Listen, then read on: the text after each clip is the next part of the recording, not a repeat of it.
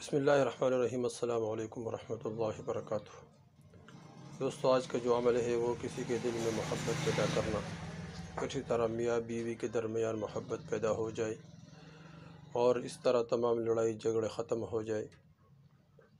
اور حضور صلی اللہ علیہ وسلم کے اخلاق والا معاملہ کرے، آپس میں محبت پیدا ہو جائے میاں بیوی کے درمیان۔ تو اس کے لیے اللہ جل شانہ کا ایک نام ہے، اس کو پڑھنا پڑے گا، اور وہ اس انداز سے، اس طریقے سے پڑھے، اس کے بہت فائدے ہیں، اور اس طریقے سے پڑھے تو انشاءاللہ تمام فائدے حاصل ہو جائیں گے۔ اللہ جل شانہ کا ایک نام ہے، صفاتی نام الودود۔ الودود جل جلالہ،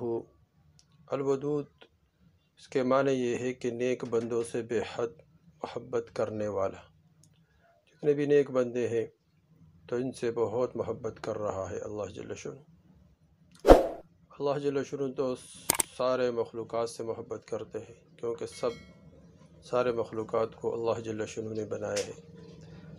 اور انسانوں سے تو بہت محبت کرتے ہیں کیونکہ یہ اشرف المخلوقات ہیں، لیکن انسانوں میں جو مسلمان ہیں ان سے اللہ جل شانہ بے حد محبت کرتے ہیں، اور مسلمانوں میں سے جو نیک ہے، صالح ہے، ان سے تو اللہ جل شانہ بے انتہا محبت کرتے ہیں، بے پناہ محبت کرتے ہیں۔ تو اس طرح تو اس نام کے بہت خواص بھی ہے۔ کچھ خواص یہ ہے کہ جو کوئی 1000 مرتبہ یا ودود پڑھ کر کھانے پر دم کرے گا اور بیوی کے ساتھ بیٹھ کر کھانا کھائے گا تو انشاءاللہ میاں بیوی کا جھگڑا ختم ہو جائے گا اور باہمی محبت پیدا ہو جائے گی۔ بیوی بھی پڑھ سکتی ہے 1000 مرتبہ تو کھانے پر دم کر کے، کیونکہ مستورات عورتیں کھانا پکاتی ہے، تو اس طرح سالن پہ پڑے، اس طرح روٹیوں پر پڑے، اور کوئی چیز بنا کر پڑے 1000 مرتبہ، تو اور پھر اس کھانے پر پھونک لے، دم کر دے، پھر دونوں ساتھ بیٹھ کر اس کو کھائے تو انشاءاللہ تمام جھگڑا ختم ہو جائے گا، آپس میں محبت پیدا ہو جائے گی۔ اور اسی طرح دوسرا فائدہ یہ کہ جس کا بیٹا برائی میں مبتلا ہو،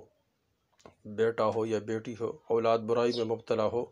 وہ جمعہ کے بعد 1100 مرتبہ، 1000 یعنی 1100 مرتبہ اس کو پڑھے، 1001 مرتبہ یا 1100 مرتبہ اس کو پڑھے جمعہ کے نماز کے بعد، اور پھر شیرینی پر دم کر دے، یعنی کسی میٹھی چیز پر، چینی پر، اس طرح مٹھائی پر، کوئی بھی میٹھی چیز ہو اس پر دم کر دے، تو اس مٹھائی وہ شیرینی چیز پر، میٹھی چیز پر پڑھے، پھر دم کر دے، 2 رکعت نماز ادا کرے، اور پھر وہی جو میٹھی چیز ہے وہ اولاد کو کھلائے، انشاءاللہ وہ برائی، جتنے بھی بری عادات ہے اس سے باز آ جائیں گے، اور اللہ جل شانہ اس کو نیک اور صالح بنا دیں گے۔ اسی طرح ایک فائدہ اس کا اور بھی ہے کہ جو شخص کسی بھی پریشانی میں اس کو یا ودود پڑھے، اللہ جل شانہ وہ تمام کے تمام پریشانیاں دور فرمائیں گے۔ اور اسی طرح ایک دعا بھی ہے، ایک دعا وہ آخر میں انشاءاللہ لکھ کے آپ کو مل جائے گا۔ ایک دعا ہے کہ کسی بھی پریشانی، کسی بھی غم، کسی بھی مصیبت کے وقت میں اس دعا کو پڑھے، حضور صلی اللہ علیہ وسلم کا اور اس طرح صحابہ کرام رضی اللہ عنہ کا، بزرگ کا یہ معمول رہا، اس دعا کو پڑھتے تھے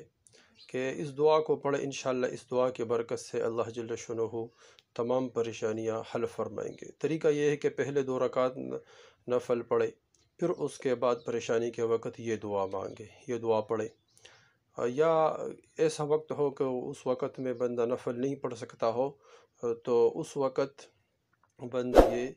دعا مانگے، تو یہ دعا پڑھے، اللہم یا ودود، یا ودود 3 مرتبہ پڑھے، یا ذی العرش المجید، یا مبدئ یا معید، یا فعال لما یرید، اسألک بنور وجہک الذی ملأ ارکان عرشک